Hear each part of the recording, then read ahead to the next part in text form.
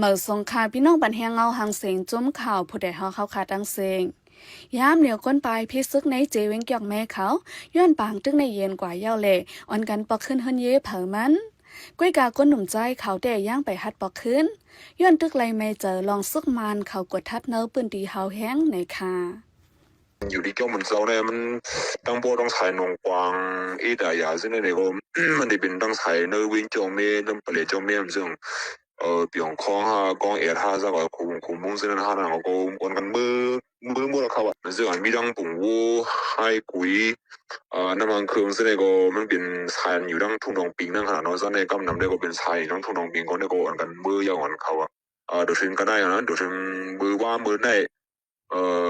ซึ่งในว่าอ่อนกันมือครับมันว่ามือกำเดียวว่ามันใจนั่งขนาดนั้นว่าคำมือในที่มี3 วัน 4 วันซึ่งเนี่ยครับว่าคนหนุ่มมักซื้อได้ก็ไปหัดมือก็เป็นรถเพลเลยนะคนหนุ่มมันเป็นเด็กคนใจอะไรมันมักซื้อได้ไปหัดมือก็มีอยู่เขาก็เป็นคนหนุ่มก็มันการจัดเส้นก็มันติดกระสังหาวเฮียงลานั่นต่างๆนั่นน่ะเนาะพ้องปางตึกนั้นซึกมันเจอเฮมินตึกปล่อยมักเสือจ้อมวานจ้อมสวนปาเล่เฮ็ดให้จากมักเดินยาเฮินเยกวนเมืองอันยาไฟเผาก็มีย้อนนั้นพ้องก้นวานเขาปอกขึ้นเฮินเยในอ่อนทบดังหยับเจอดีอยู่ด้านเซ้าในค่ะเราเสร็จเลยมือที่3 มื้อเนี่ยดีขึ้นดีอยากผัวเขาว่ามันลองกินน้องยาวันดีอยากหรือฉะนั้นถ้า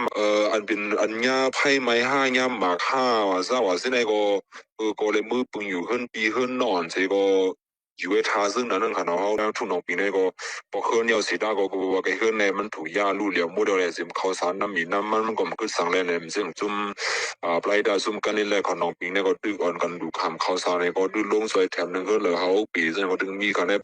แทงลองหนึ่งก่อก้นวานก้นเมืองเจอปลายซ้อนไว้ต่างตีต่างเว้งเขาตึงมีลองหยาบตาเดปอกขึ้นเฮินเยย้อนจอมเสียนดังเว้งลาเซียวเว้งเกี่ยงเมในตาก้นเมืองเขาดีกว่ามานั่นก่อไปมีลองห่มลมในค่ะกินรองย่ำก็หยับคือเด้อเนาะคือพี่น้องเจ้าแม่น้องปิงก็บ่เคยมี2 เหรียญปลาย2 เหรียญ3หลังเนาะอันหรือสิ่งที่จำที่ไกลก็เป็นก็ทำคือมวยกว่าเสียงอันน่ะหรือมากกว่ามันก็นำมันน่ะเนาะ